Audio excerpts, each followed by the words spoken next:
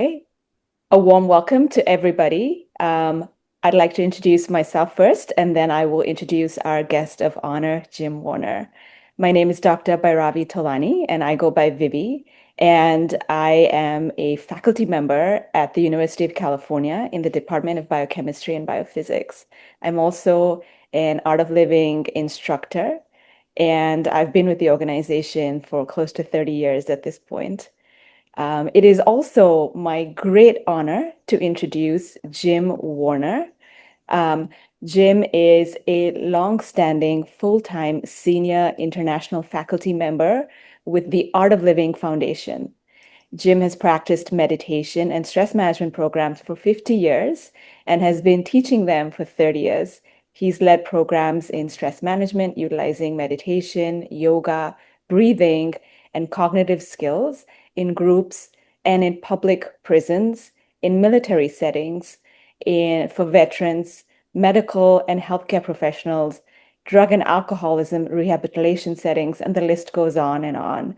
So, in addition, Jim works in information technology and has an extensive background in software development, enterprise architecture, manufacturing, as well as management. So, Jim, we are so honored to have you here.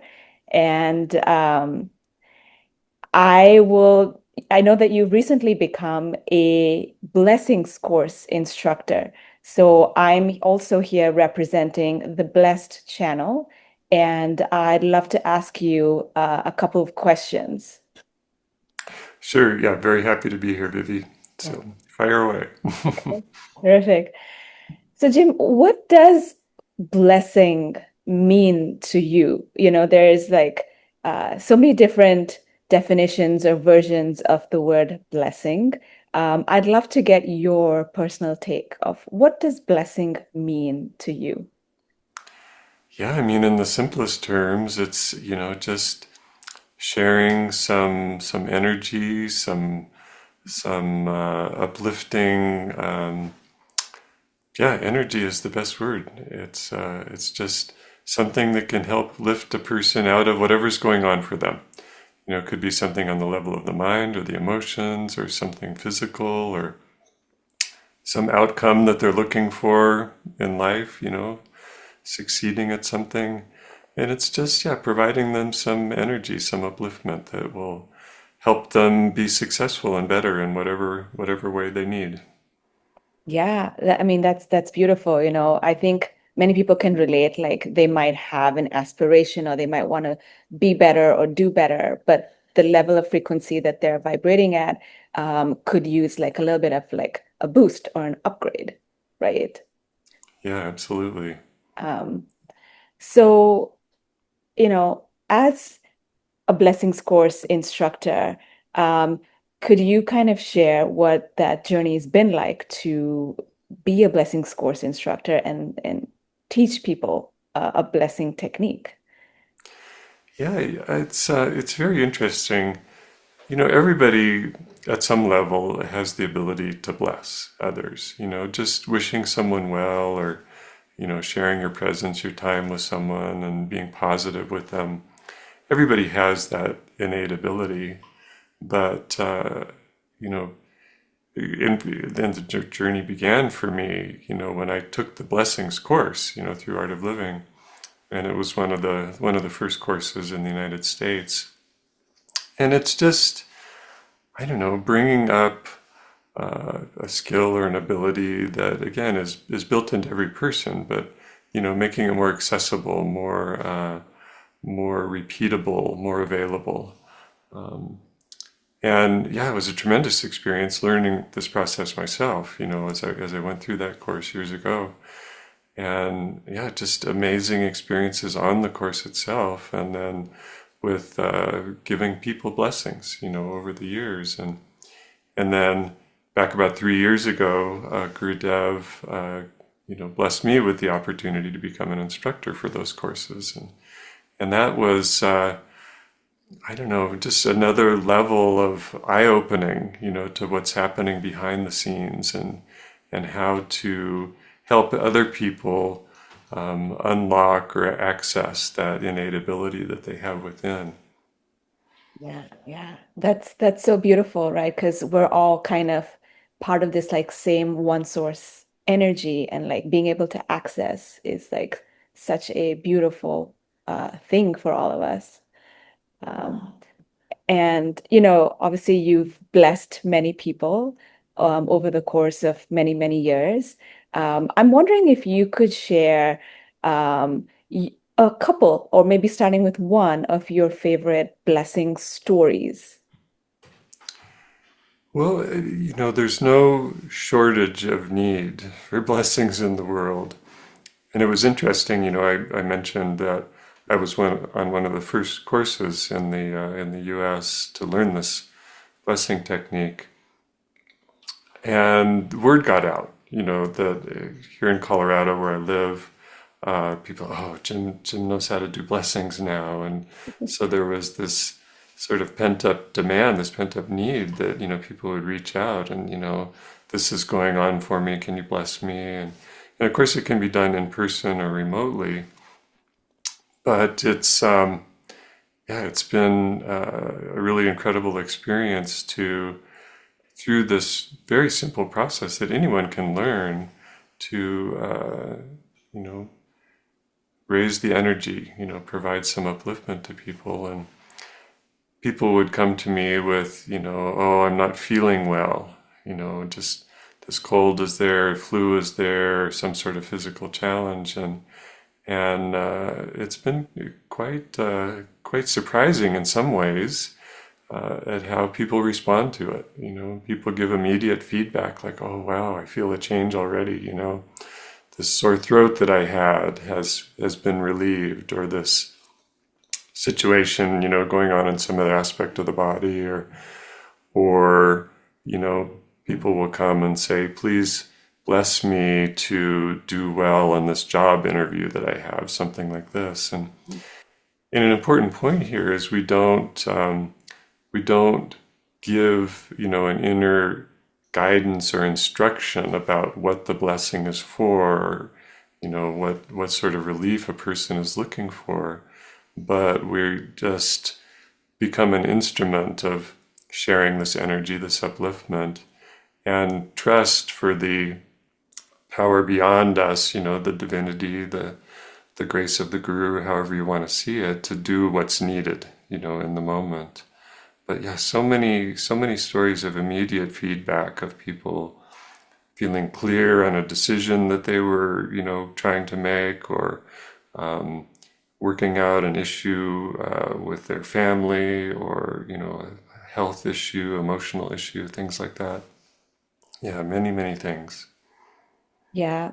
Um, I'm wondering if you could share maybe like one specific example of a blessing story. So, one that comes to mind is it's a little hard sometimes for people to appreciate, but it's a very important, very transformative thing. And you can decide, of course, whether you want to include this. Um, but one of the first people who called me, about getting a blessing here in Colorado, is a woman I'd known for a number of years. She had been on a part one course with me, and she said that her father was in a hospice care facility, Mhm. and he had been, in pain, and had been hanging on to life, just basically in a state of discomfort, and so she asked me to come and give him a blessing, and I went to this facility, and she showed me into his room, and just the sweetest presence of this man. He couldn't speak anymore. He was, so far, I guess, on his journey out of this world that he had limited abilities. But I explained to him, in a few minutes, what the blessing was about, that I would put my hand on his head, and and that, yeah, hoped that, he got what he needed from it. And I could tell that he understood because he kind of smiled and nodded at me. And so I went through the process of giving him the blessing. You could feel his energy change. He went from a more agitated state to being relaxed and calm. And a day or two later, the lady who had invited me to come, and share this blessing, explained that her father had passed away peacefully, and it was a case of him getting what he needed. Right? He was in a state of fear and anxiety about, moving on from this world, and the blessing helped him to let go and be at peace and to make that transition, which anyway, at this point in his life was inevitable. It was coming sooner or later, but it's something that had a huge impact for him and also for this lady, his daughter, to have this shift from a time of anxiety and discomfort and fear to one of peace and letting go. So, Yeah, thank you for sharing that, Jim. That was just a really, really beautiful and touching story.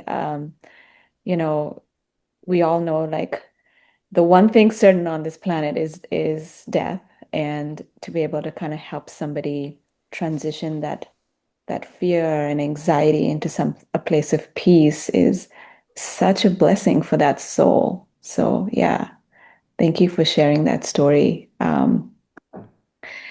Yeah. Do you have maybe another story that you could share? I know you work with veterans, with healthcare professionals, with like, so many different people. And, right now we are in a time of so much conflict in the world. I'm wondering if a story with veterans could be coming up. so I don't have anything specifically with veterans about blessings, but I'd be happy to share, some stories about veterans courses if you're interested in that. Yeah, we'd love to hear that. So, a number of years ago, I was leading a course in northern Colorado in Fort Collins, um, which is the location of Colorado State University, their main campus here in Colorado. And at the time, they had the largest veteran student population in the country. For whatever reason, the programs that they offered and the accessibility and all this to veterans had attracted a lot of veterans from around the country. And we were teaching this course in the Veterans Service Center on campus. It was a little sub part of the student union building. And the first thing that was interesting is, it's a longer program than the typical Art of Living Part 1 program. We move at a slower pace and let the veterans go a little bit deeper into the breathing practices and all and experience it at a kind of a gentler pace. Um, but there was a woman who was the receptionist for that Veteran Service Center, and we had the first session of the course, I think it was like a Friday evening, and or no, excuse me, it was probably a Thursday evening. Anyway, so she had come in the next morning, and she's a person who is kind of in touch with subtle energy, feelings, and things like this. And so when we arrived the following evening to set up for the course, she was saying, what were you doing in here last night? She could just feel the shift in the feeling level of just the space that we were in. And so there's more happening than meets the eye in these programs. And the veterans, oftentimes are carrying a lot of extra stress compared to the average person from their experience in the military. And when they go through the process of, getting some help in relieving, that stress that they're carrying, it's very transformative for them. And she could feel that, she could feel what was happening in that space. But as the course went on, it was interesting. There was a father and daughter who were on the course, and the father had served in Vietnam, and the daughter had served in Iraq. And so they were attending the course together. And it was very touching after the first session of the Sudarshan Kriya, and like any normal course with Art of Living, we go around the room and people, share a little bit about what their experience is. And this young woman shared that in her particular role in the military in Iraq, she would go out with her troop and they would do reconnaissance after, say, a battle had happened or something like that. And she said that they would pass by wounded Iraqis on the road. And her instinct was to want to stop and, provide some assistance, to help these people. But her commanding officer would never let them stop because you don't know what's going to happen. It could be, booby traps or Mm. ambush, different things like this.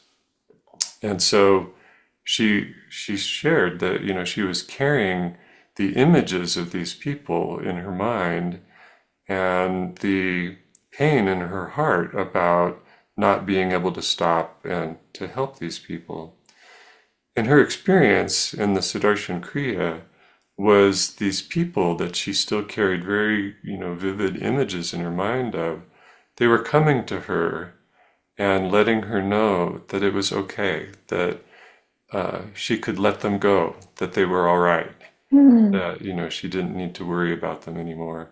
Mm. And so you can't really say what was happening on the level of the mind or on a deeper, more subtler level, Yeah. but it was very transformative for her to feel that relief from what she had been carrying for a number of years since her time in Iraq. Mhm. Mhm. And you could tell the rest of the veterans in the course were just like, oh my God, that's so powerful, that's amazing.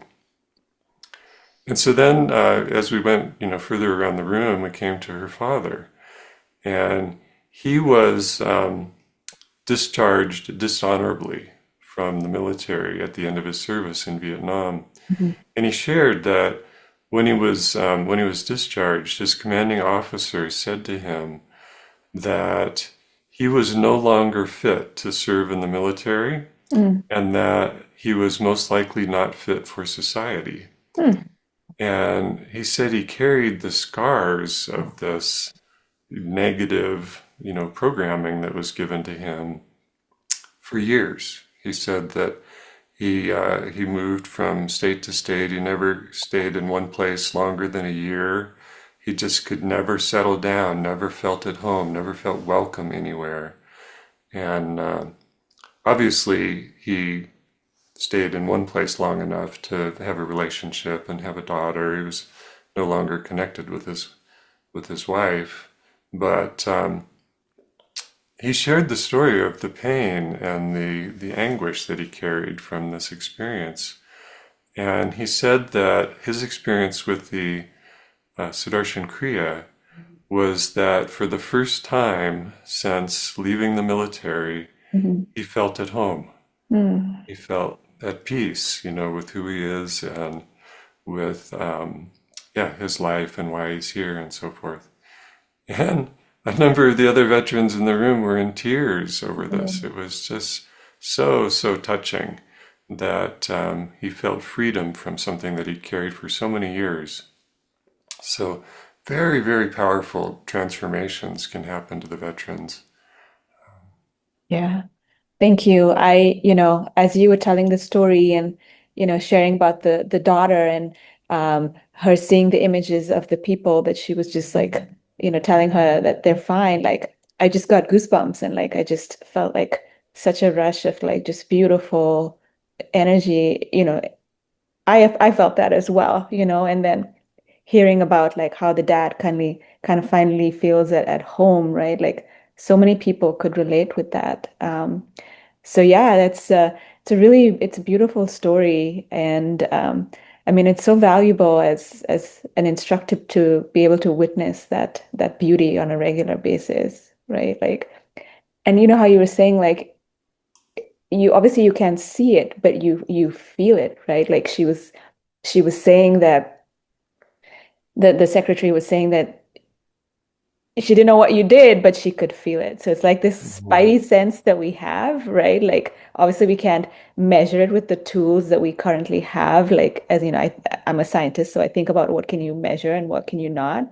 But I'm also Mhm. a meditator, and like I know that certain things are just like these felt experiences, and it's uh it's just so beautiful. So I really thank you for that story. Um, Jim, I'm wondering if there's a personal story that you've experienced in these past, I don't know, 30 plus years that you've been with Art of Living, either with the founder, Gurudev Sri Sri Ravi Shankar, or any other story of grace that you feel Mhm. happened in your life. Yeah, one that comes to mind now is something that was very personal to me, and it had to do with my own mother in her time of transitioning, out of this world. And she had had declining health for many years. And some of her doctors had told me at one time or another, we don't know why she's still alive. She should be gone by now. And still, she was carrying this fear, carrying this anxiety about leaving this world. And I think there's some reasons for that from her life experience that are beyond the scope of what I'll share. But yeah, she was just very anxious about this coming change in her life. And so I had brought a letter to give to Gurudev, the Guru Purnima celebration in I think it was 2015, just describing what my mother was going through and asking him, if he could provide her with some blessing, to help her through this transition, this period of her life. And so he took the letter and read it right there. He read through it, and then as he finished reading, on the page, he closed his eyes and then who knows what was happening behind the scenes, but then he opened his eyes and he smiled at me and he just nodded. And I knew that, okay, whatever it was taken care of. And so a few days additionally went by, and then it was time for us to head home. And I was with my wife in the car coming back from Denver International Airport to our home. And, uh, and my wife Angela says to me, "You should call your mom." And, she was staying in a facility somewhere between, the airport and where our home was. And I thought, I don't want to call her on the car, I'll reach out to her later. And and then, I don't know, 5, 10 minutes later, Angela says to me again, "You should call your mom." And again, I made up some reason. I don't want to talk to her now, anyhow. And, uh, and so finally a third time she says, you should check in with your mom. And so I think to myself, okay, intuitive wife, I probably ought to listen. And so I called my mom's cell phone and there was no answer. And so then I called the front desk of the place where she was staying. This was you know, a senior care kind of facility. And the person at the front desk, answered and said, "Well, I don't know. We'll go check on her." And so they came back on the phone maybe 5 minutes later and said, "Well, she's breathing, but she's no longer, responding. We can't wake her." And so we, diverted a little bit from our journey home and stopped off at the facility. And the hospice nurse that had been attending to her eventually, came and was able to revive her a bit. And yeah, to make a long story short, the hospice nurse said, well, she only has, a few days left. And we were able to get my sister and her daughter into town, to kind of have some last time with my mother.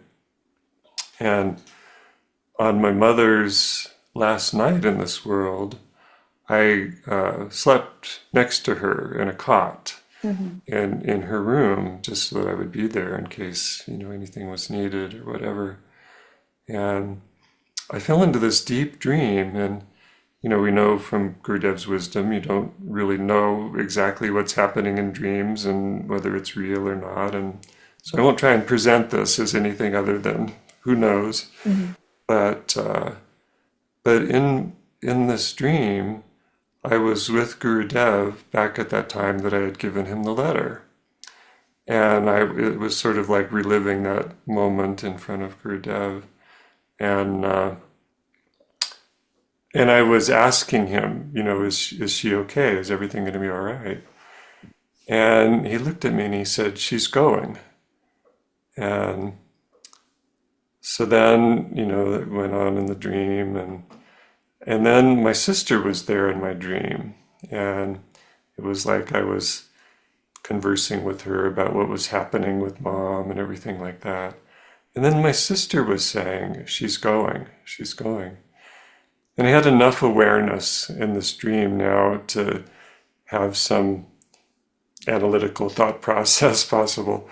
And and I thought, wow, Gurudev says she's going. My sister says she's going. Maybe I ought to wake up. Hmm. And I woke up, and she was just hardly breathing anymore. And I sat and meditated next to her as she breathed her last breaths. And yeah, it felt like whatever Gurudev had been able to do for her those 4 or 5 days ago helped her let go and to be able to leave this world.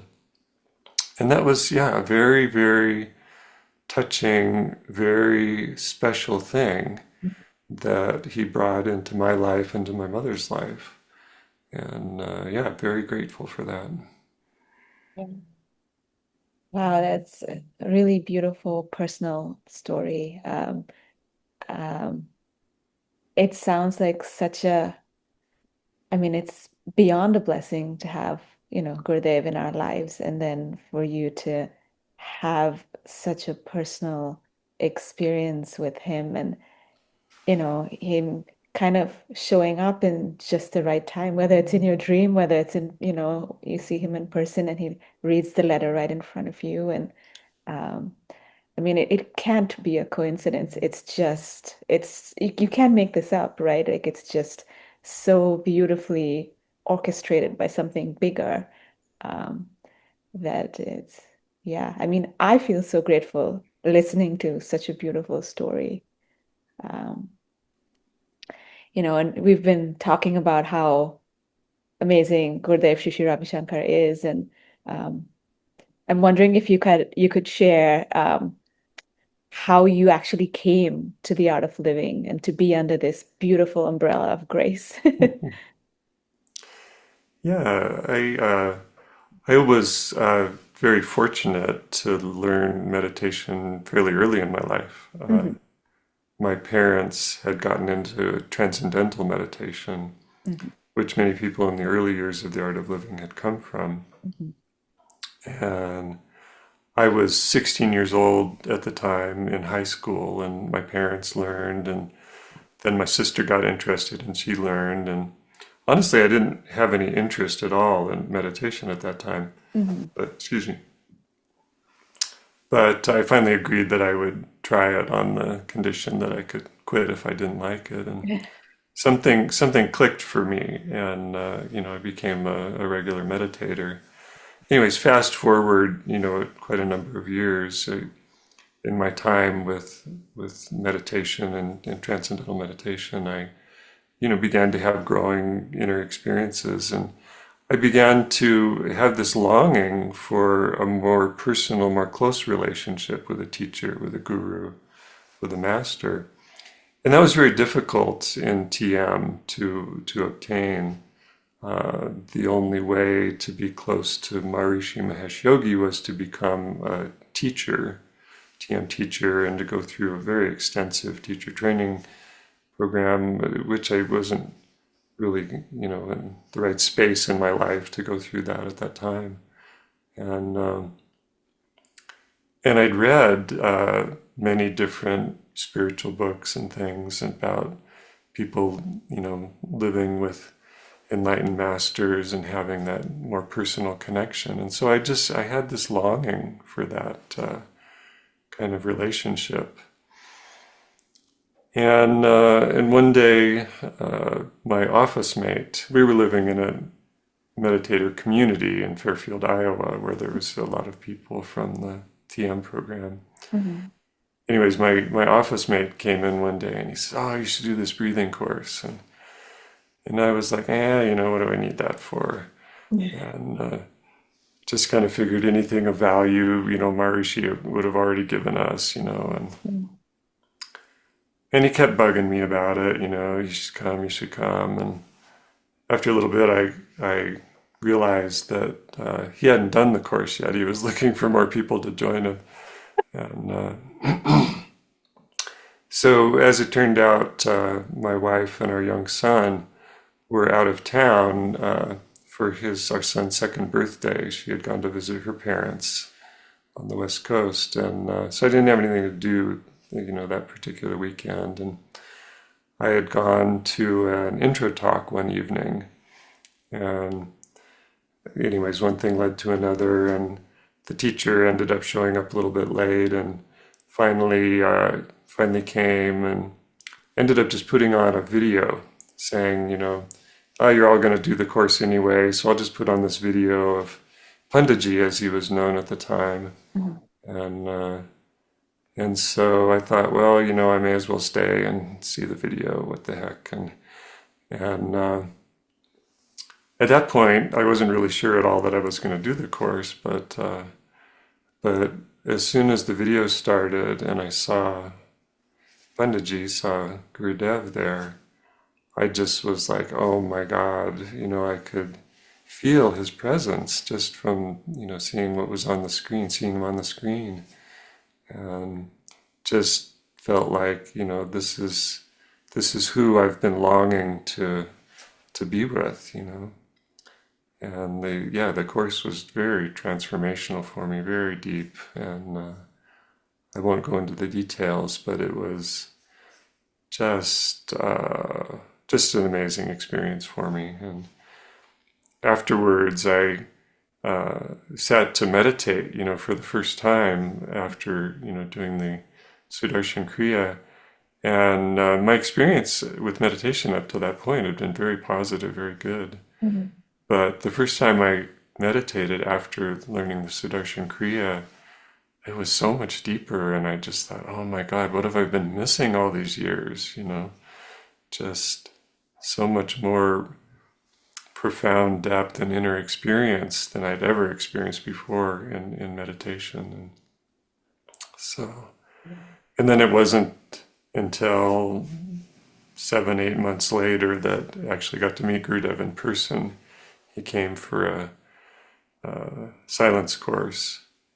And yeah, anyways. And that was in Iowa as well, or That was actually in Wisconsin, okay. a nearby state to Iowa.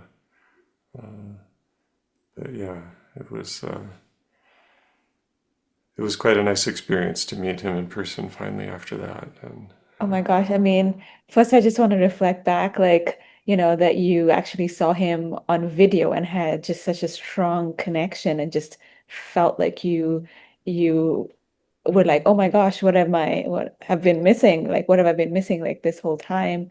Um, and that's, hearing you tell the story also kind of just feels so uplifting and, I can connect with it so well. Um, but also like wanting to ask you, well, now you have to tell us what happened when you met him in person. mm. I've actually written about this. It's appeared in one of these different books of experiences, but I'll try and just give you a short version of it. Mhm. So, when we were getting ready to travel from our home in Iowa to Wisconsin, I was trying to think of what could I bring to give to Gurudev. In TM, the tradition was always that you should bring flowers for the master. Mhm. And we were leaving early enough in the day. There wasn't any place to buy flowers in the morning, and I thought, oh, it'd be inconvenient to try and stop and find some on the way or whatever. And it was, yeah, just kind of going through this process of I had to think of something, what can I bring him? And so there was a mango sitting on our uh, windowsill in our kitchen, and it was, just a few hours away from being perfectly ripe, and I saw it sitting there, and I thought, all right, I'll bring him a mango. Maybe that'll fill the bill somehow. And so yeah, we drove to this place. It was called Lake Geneva in Wisconsin. Beautiful little lake, and we stayed at this church camp where this silence course was going to happen. And so I got there and checked in, for the housing, and managed to meet my original teacher there, who was, at the sitting, in the registration process, check-in process, and I asked him, if Panditji was there yet, and where was he staying, and he told me the cabin number of where Panditji was, and Mhm. so I thought, well, it's now or never. And I took this mango and walked over to the cabin and went up these stairs and went to the door, and there was, just a couple pairs of shoes there, and I kind of expected there to be a big crowd around him and, something like that. And anyways, I knocked on the door very softly, didn't hear anything, and listened at the door, didn't hear any voices inside. And I didn't want to just barge in. And so I thought, okay, what am I going to do with this mango now? And so I finally decided, well, I'm just going to leave it here on the rail.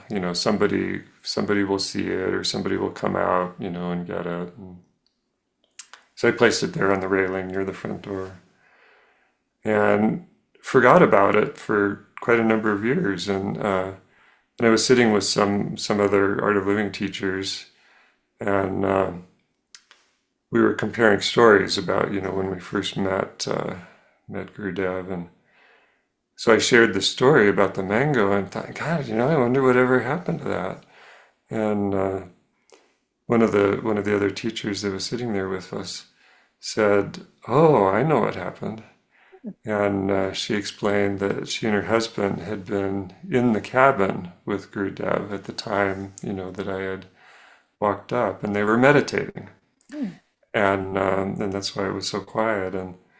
And she said that after they finished meditation, they were just chatting a little bit, and Gurudev's mother, Alma, had been traveling with Gurudev on this particular trip, and she came out of the kitchen where she'd been working to prepare dinner for him, and she said, I wanted to make a chutney for you this evening, but there's no mango. And and Gurudev apparently said, "Ah, someone has brought a mango. Go out and see." And so she went out, and anyways, I was very happy those years later to hear that the mango had made it into Gurudev's dinner that night. Yeah.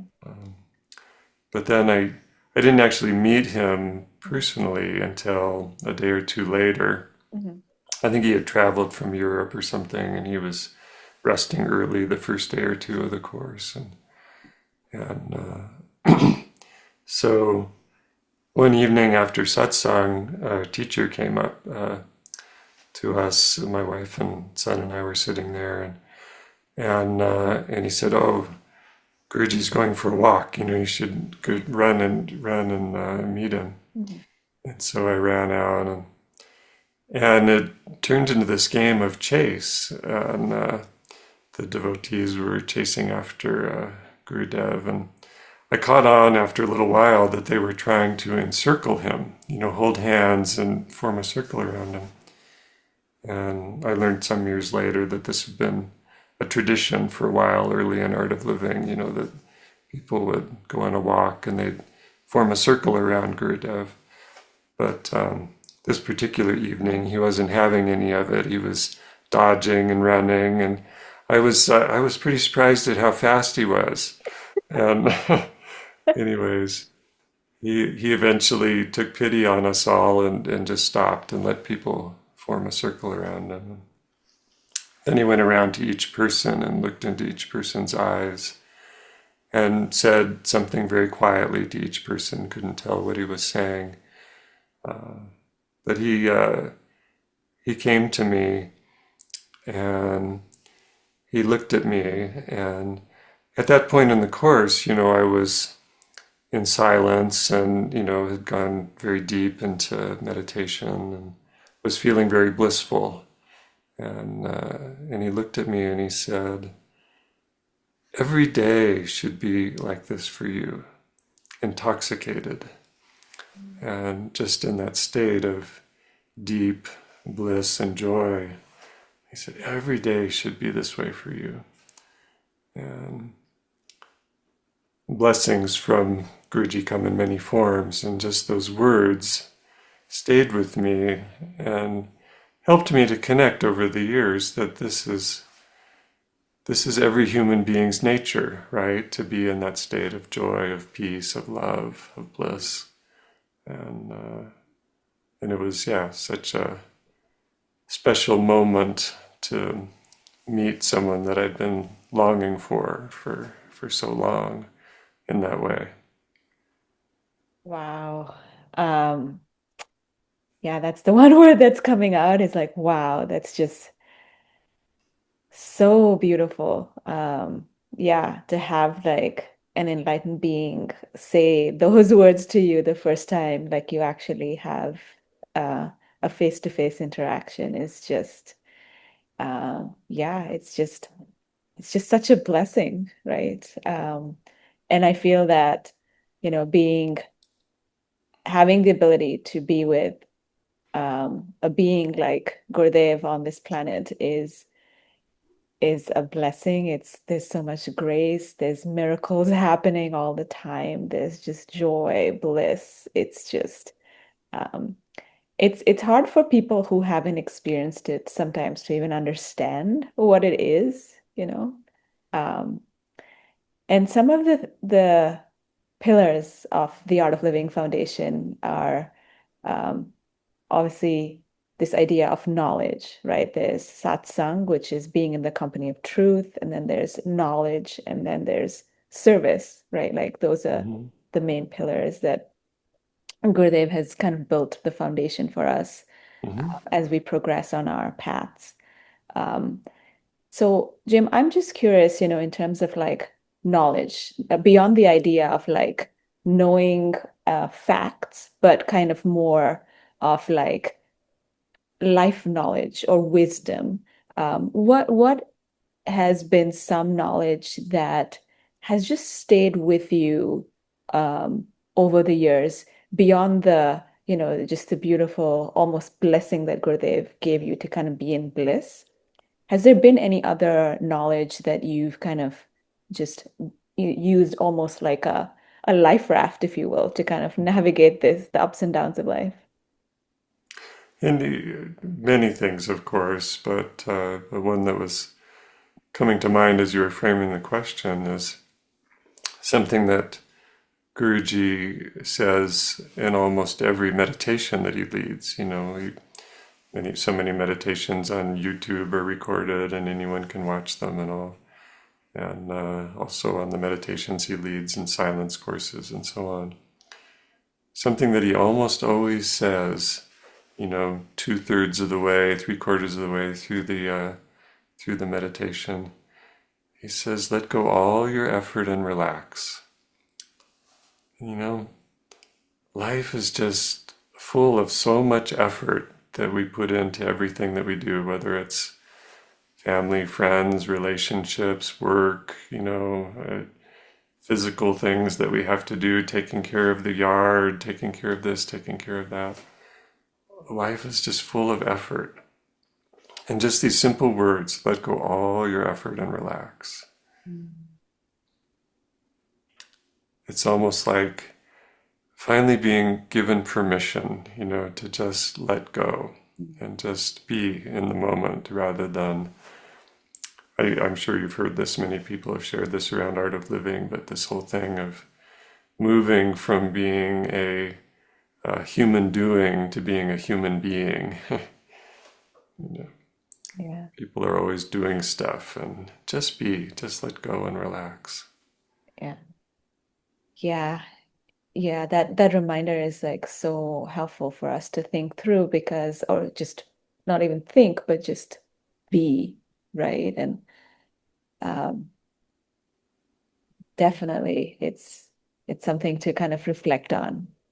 Um, and kind of moving on to like one of the other pillars, could you kind of share what you think of when you think of the word satsang, the Sanskrit word sat meaning truth and sang in the company of, like either in Art of Living or just in general, like what does satsang mean to you? Hmm. Yeah, it's interesting you bring that up. When, in my first few years of Art of Living in this town of TM meditators, we had a wonderful large satsang that we would meet on Thursday nights, and many evenings, upwards of 100 people, were gathering. And at that time in the Art of Living, that was probably the largest gathering of Art of Living people in the world Mhm. that was happening. It was in the early 1990s, and as you said, satsang literally is in the company of the truth. But our teacher shared a story one time with us, not long after we had taken the course, and he was in India with Gurudev, and they were walking on the beach, and Guruji stopped at one point. Just the two of them were there, and he stopped and held his hands out to our teacher. His name was Kevin. Excuse me, and he said, "Feel my hands." And Kevin reached out and touched Gurudev's hands, and he said they were hot. Hmm. His hands were just, full of so much energy, so much heat. He could barely hold on to them. Hmm. And he said, Guruji said to him, he said, they're doing Kriya in Fairfield now. Oh. And so a key element of satsang beyond, just being in the knowledge, whatever it might be, is feeling the presence of, the guru, the divine, and just knowing from, that story that our teacher shared that Gurudev was very much connected with what was happening. And yeah, anyhow, that was a nice satsang experience. Gosh, it's just, it's beautiful and it kind of blows your mind at the same time, it's just uh again, wow. Um yeah, and the last pillar being seva, and Jim, you are such a, I guess, warrior of light, I would call it, as are many instructors in Art of Living, where you help so many different populations access that beautiful energy that kind of unites all of us that we've talked about earlier. Um, what could you like maybe just share some words about Seva and all the different initiatives that you are part of and kind of what touches your heart and like what keeps you motivated to kind of keep doing this? Yeah, the experience that I've had over the years, working with inmates in prison and working with veterans and also people in drug and alcohol rehabilitation, which was actually also happening in prison at the same time. I mean, they're all human beings, and because of their life experiences and what have you, maybe they've accumulated extra stress, that people, I'll just say in normal life, maybe haven't so often accumulated. They tend to feel a much greater relief or, transformation from practicing, the introductory breathing practices and the Sudarshan Kriya and things like that. They tend to feel something more significant change-wise in their lives, and there's so much gratitude, that they have for that. Um, yeah, I mean, just being able to offer these programs, in those settings where there's such a great need is very, very special. And Gurudev has talked about how, there's many kinds of service that you can do in this world, whether it's, helping a friend or a neighbor, do something, accomplish something, whatever, uplifting people, just being there to listen or to, yeah, give some words of advice at the right time. Who knows what it might be? Picking up trash, anything that can make a difference in this world. Gurudev has talked about how the highest form or the most valuable form of seva, of service, is to help people get in touch with the self. And a big part of that is going through what I was just describing, which is to, kind of let go of the stress that's getting in the way of experiencing the self. And yeah, I mean, it's just so rewarding to be able to be there for people in that role of, just, we don't, as teachers, we don't really teach anything, it's just go through what we've been given, that will help bring about that experience, that transformation for people. But just to be able to play a part in that process is so rewarding, so valuable. Yeah, just very, very uplifting in my life. And also, in public settings, not just in people with more extreme challenges in their lives, but just the general public, and they're not immune from stress either. It's yeah, all service. Um, yeah, I wholeheartedly agree, and like that piece of knowledge like resonates with me as well. Which is, the highest form of service is to be able to uplift other people. Um, and it's like you said, like we're not really doing anything, but we are so fortunate to be able to get the opportunity to be that instrument for grace to flow through. Um, which, when I think about like how Gurdev has designed it, it's just mind-blowing, right? Like um, to allow you to benefit other people, but actually you actually benefit so much. Oh yeah, yeah. It's interesting, getting back to some of your original questions about blessings and all. I mean, one of the most meaningful times of giving blessings to people is sometimes on silence courses, like on the last evening when I'm leading a silence course, I'll just ask if anybody would like a blessing. And usually there'll be a line form, and people will come and receive a blessing. And, again, you can't really say from a scientific purpose or perspective what's happening, what's going on. But but the people who come, to receive a blessing feel something, and me as a blesser or others that have learned, this process as blessers can also feel something. And being able to give one blessing after another like that when people have formed a line is just so powerful. And again, you can't really speak to this from a scientific perspective, but on a subtle level, you feel something is happening, and the upliftment from that, yeah, it just brings about such a state of can't even describe it, just very, very joyful to be a part of that process of sharing that energy, that grace, that upliftment with people. Yeah. I mean, some things can just be felt, right? Yeah, yeah, Yeah. beyond words, definitely. Yeah. Um, So, Jim, I can definitely say that I feel very blessed to have been able to spend this 1 hour with you.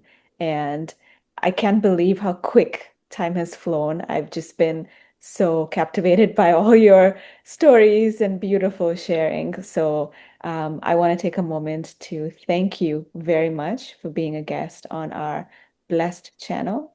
And I hope that your stories touch the hearts of thousands, millions of people who will see this video and be inspired by you and the service that you so humbly perform on this planet. So thank you for your time.